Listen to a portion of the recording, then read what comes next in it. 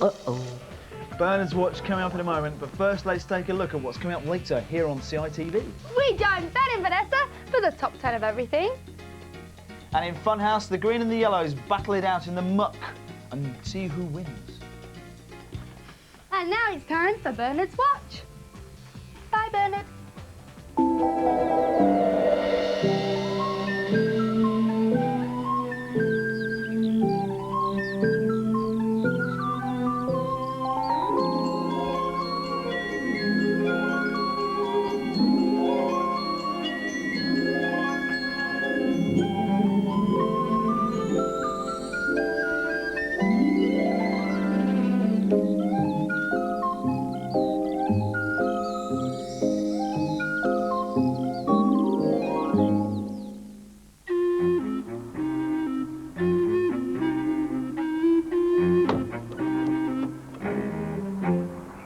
One day, Bernard's dad was very surprised at what he found in his front garden.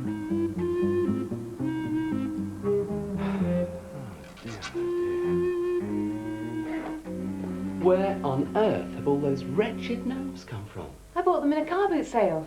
I think they're rather sweet. Do you? That morning, the telephone had gone on the blink, and they were expecting an engineer to call at any time to fix it. Unfortunately, Bernard's parents had to go shopping, which meant that Bernard had to stay in and wait for him. But I wanted to play football. You can play football later. But it's dead boring just sitting around and waiting. You could try tidying your bedroom, Bernard. Ah, yes, now that would be a first. Bernard decided to do as he was told. And anyway, it's already tidy. Suddenly, Bernard heard a car stopping outside. He was delighted. If this was the telephone engineer, he might get to play football after all. To Bernard's disappointment, it wasn't the engineer, though. It was just a couple of window cleaners.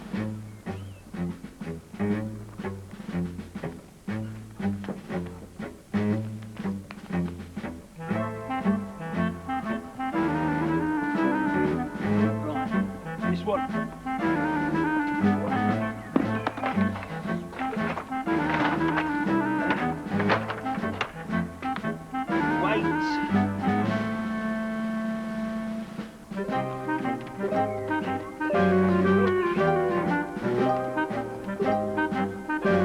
At least Bernard thought they were window cleaners, until he heard the window being opened in the room next door.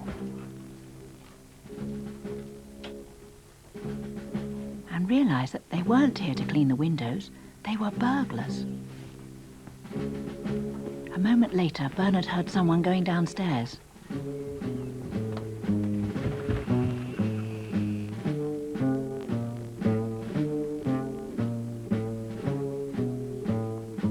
Then opening the front door. Come on, what kept you?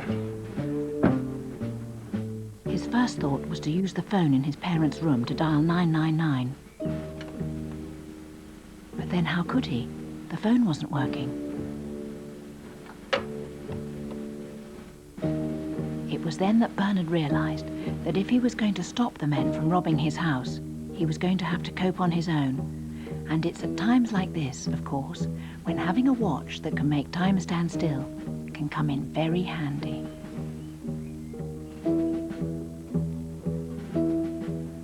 Right, Teddy boy, you take the holder and see what's on upper upstairs. I'll start clearing that down here, all right?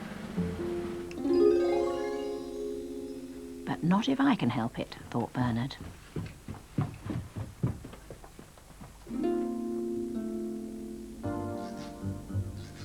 It was the sight of the holdall the men had brought with them that gave Bernard his first good idea.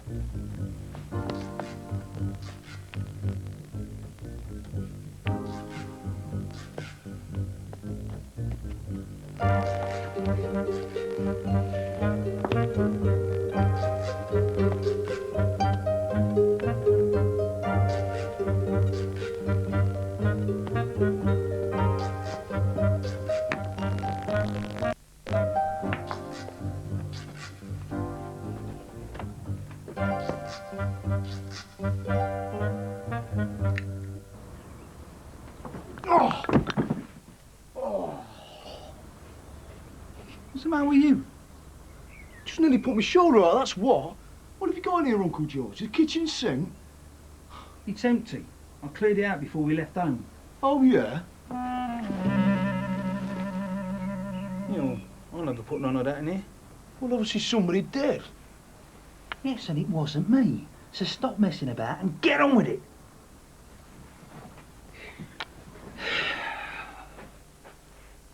Oh, nice. Very nice.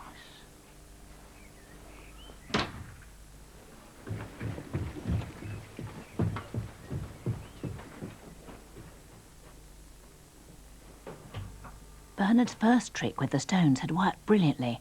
Now it was time to try something else.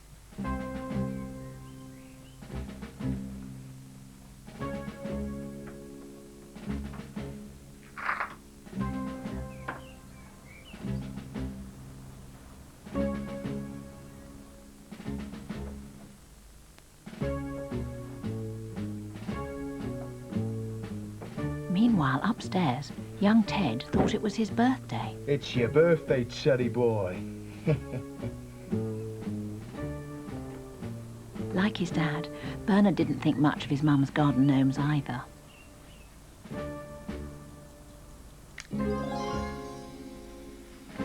But you had to admit, they came in very useful sometimes.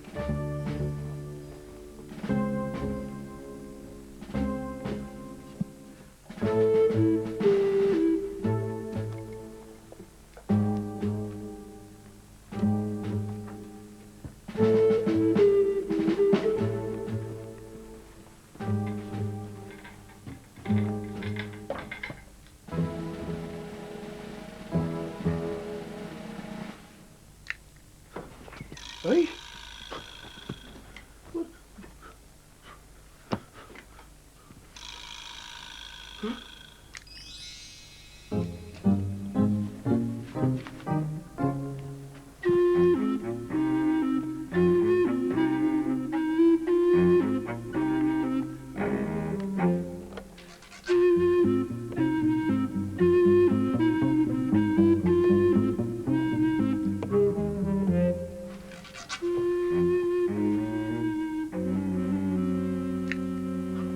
By now, Ted was a very badly shaken young burglar.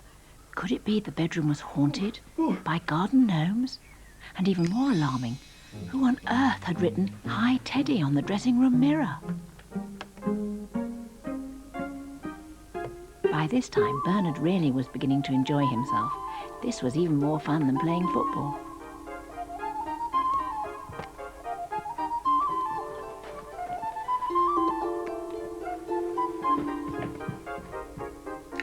Teddy now got an even nastier shock.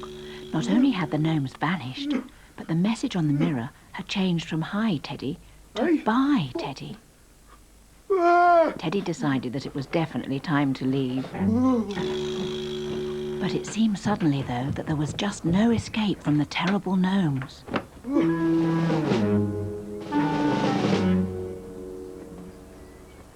Oh, pucker. George! George had a terrible fright when somebody knocked on the window. What are you doing up there? What on earth was Teddy doing outside? He was supposed to be upstairs. What are you doing out here? Quick, Uncle George, close the door. God, what is the matter with you? It's them. Them? The garden gnomes are everywhere out there. Yes, well, of course they are. They're famous for being found in gardens, are garden gnomes. Only you don't understand. They're not ordinary gnomes. They disappear and reappear before your very eyes. And not only that, they write messages in lipstick on bedroom mirrors. Have you been drinking? No, Right then. Get up there and get the bag. not me, Uncle George. Right. Stay here.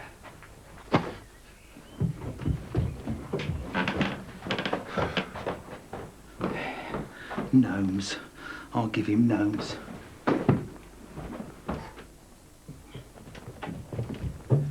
Here. Go and sit in the van. Young Ted had obviously had more than enough. In fact, after what had happened to him, Bernard doubted if he'd ever break into another house again.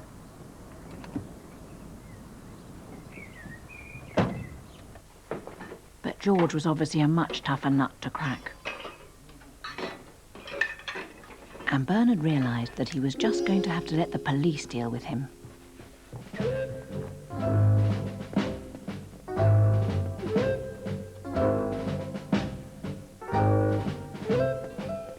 Fortunately, there was a telephone box just at the end of their street.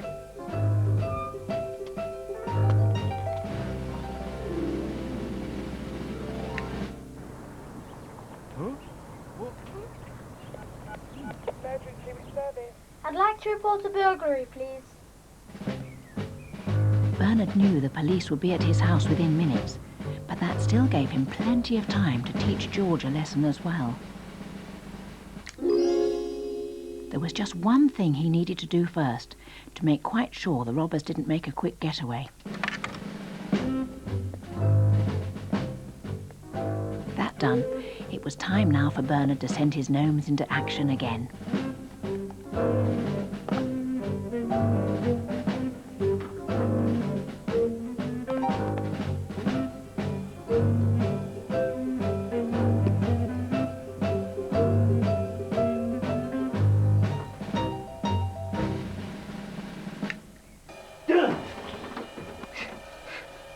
Where did you lot come from?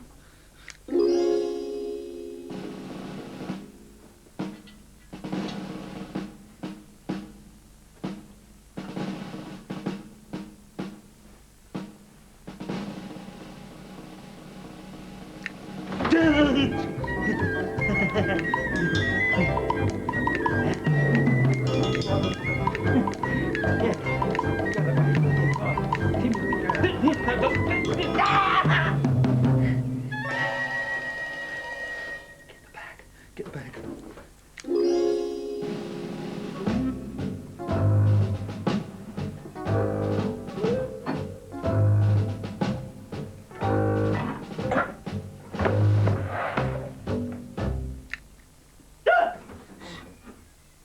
It was there. Young Teddy was right. This place is haunted. George decided to get out while the going was good, but where had his hold all gone?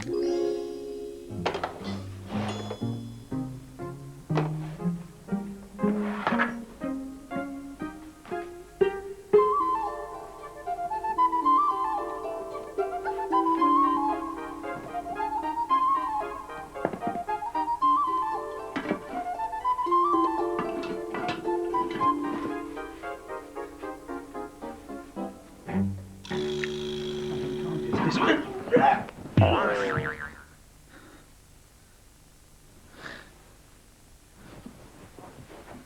George couldn't believe the holdall was back. I've got to get my eyes checked.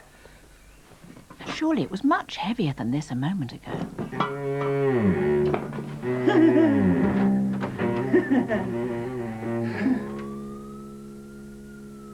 Oh no. No.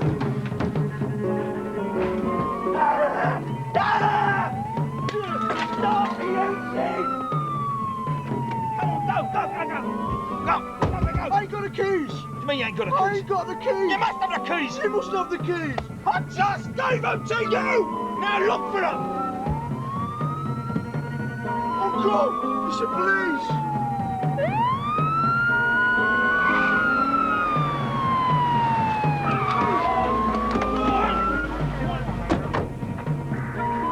Come here. Too young.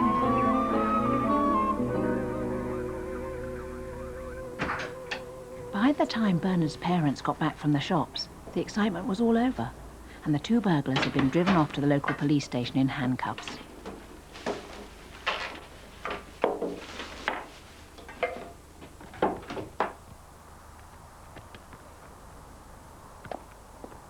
Did the man come about the telephone, Bernard? Yes, all fixed. Did anyone else call? Well, we had a couple of visitors, actually. Yes!